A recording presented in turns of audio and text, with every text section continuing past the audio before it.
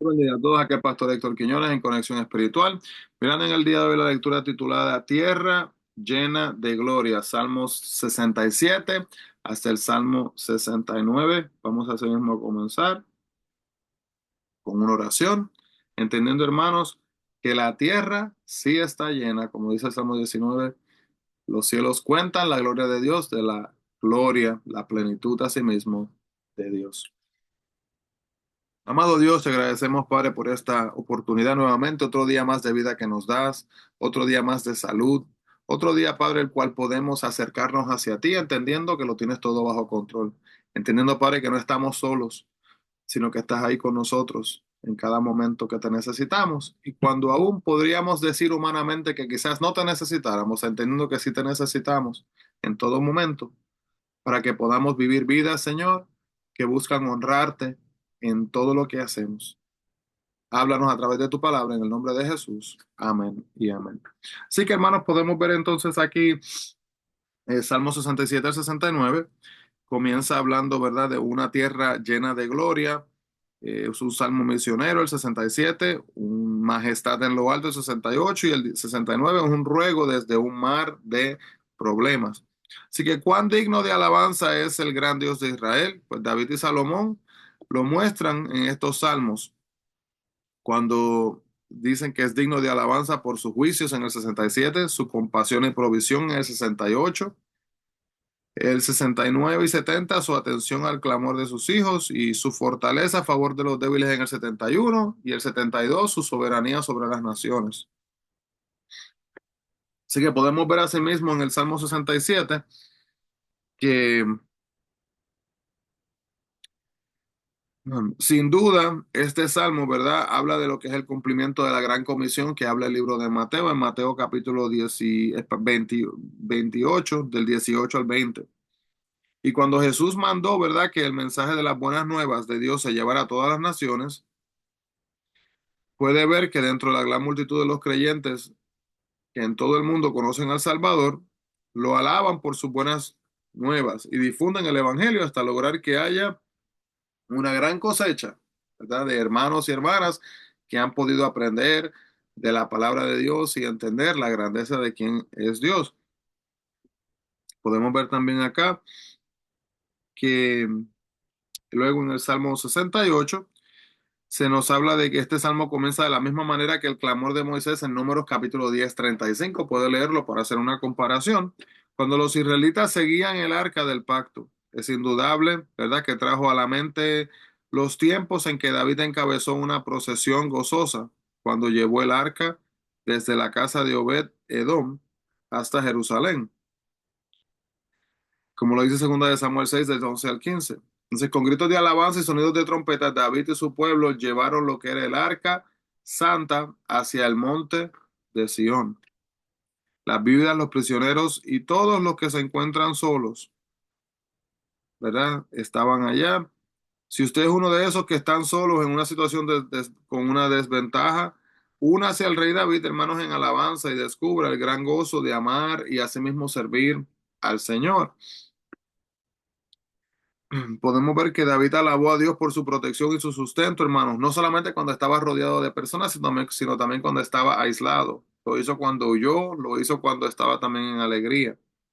El monte Sinaí jugó un papel importante en la historia de Israel. Fue allí donde Dios se reunió con Moisés y lo comisionó para guiar a Israel fuera de Egipto.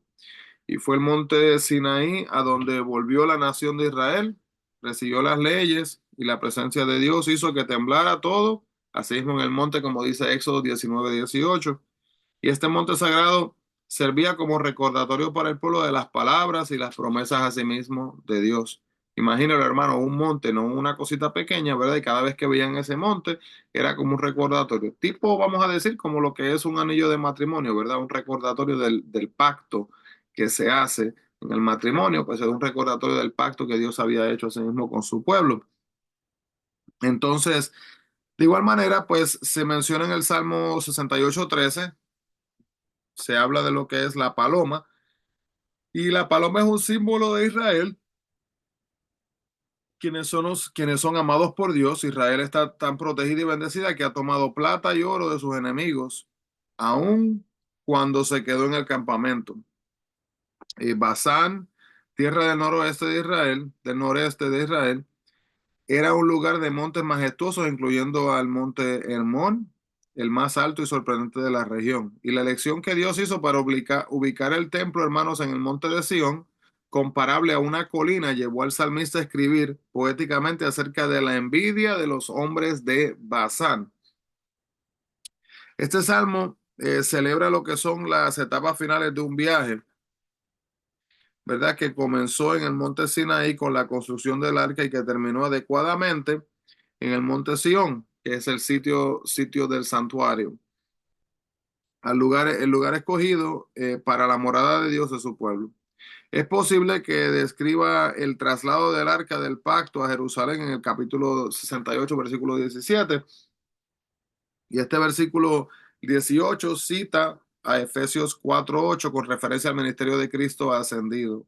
Celebra la victoria sobre el mal y también afirma a todos los que creemos en Cristo por confiar en Él, ya que con Él por delante podemos asimismo vencer el mal.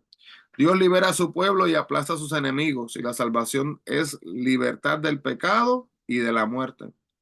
El pecado y la muerte aplastarán a quienes se niegan a volverse a Dios. Los atrapará del pecado que amaban y los destruirá la muerte que temían. Cuánto mejor será para los que aman a Dios y temen las consecuencias del pecado.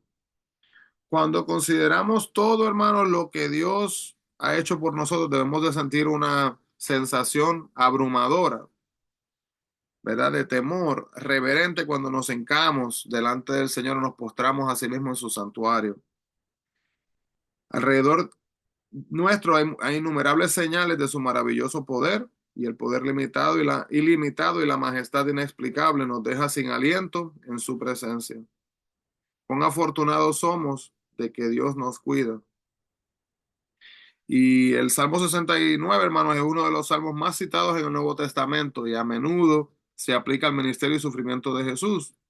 El versículo 4, al igual que Juan 15:25, habla de los muchos enemigos de Jesús, la experiencia de que nuestros hermanos se burlen de nosotros, ¿verdad? El capítulo 69, versículo 8, se expresa en Juan 7:5. De igual manera, el versículo 9 describe el celo que sentía David a sí mismo también por Dios. Cristo mostró también gran celo cuando lanzó a los cambistas fuera del templo en Juan capítulo 2 del 14 al 17. Pablo citó parte del 69:9 en Romanos 15:3, y también el gran sufrimiento de Cristo se describe en el Salmo 69:20 al 21, que se puede comparar con Mateo 27:24, Marcos 15:23, Lucas 23:26 y Juan 19 del 28 al 23 y del 28 al 30, perdón. Y tenemos que mirar, hermanos, cuando yo le mencioné estos versículos, ¿verdad? Que hay una conexión. La Biblia no es una isla, ¿verdad? Cada parte es una isla separada, no, sino que hay una armonía entre todo lo que está escrito. David lloró porque hasta quedar físicamente exhausto, con la garganta seca y con los ojos hinchados, lloró hasta no poder más. Aún así seguía confiando que Dios lo iba a salvar. Cuando nos sintamos devastados, hermanos, y quizás sin fuerzas y sin ganas, recordemos y entendamos, hermanos, que Él está dispuesto a renovarnos y a moldearnos en base a lo que Él quiere que seamos para Él, pero tenemos que estar dispuestos a entregarle nuestras vidas a Él. ¿Cuántos problemas enfrentó David, hermano? Se burlaron de él, lo escarnecieron, lo humillaron, hicieron objeto de la murmuración de toda la ciudad. Pero aún así, hermanos, ¿qué hizo él? Él oró y él confió en Dios. Cuando nos veamos así, hermanos, o nos sentamos de la misma manera, vamos a hacer exactamente lo mismo. El libro de los vivientes, en el capítulo 69:28, es la lista que Dios tiene de los que están a bien con él y le son fieles. El uso que hace el Nuevo Testamento del libro de los vivientes indica a los que recibirán una vida eterna. Puede apuntar estos versículos que son interesantes para leerlos. Filipenses 4:3, Apocalipsis 3:5, Apocalipsis 13, versículo 8 y Apocalipsis capítulo 20, versículo 5. Cuando David dice vivirá vuestro corazón, significa que se sentirán contentos y se sentirán gozosos.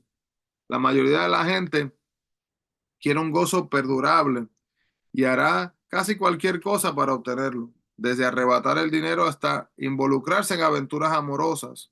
Pero la única fuente, hermano, genuina para la felicidad es Dios y recibimos un gozo duradero solo cuando lo buscamos. Hay personas, hermanos, que quieren sentirse bien, quieren encontrar gozo en sus vidas en base a lo que ellos piensan y lo que ellos quieren y lo que es importante para ellos. Pero le pregunto yo, si vengo yo delante de la presencia de Dios y estoy tratando de honrar a Dios, no debo de ocuparme yo de lo que es importante para Dios, sino de lo que es importante para mí, porque eso es lo que se supone que hagamos en nuestras vidas.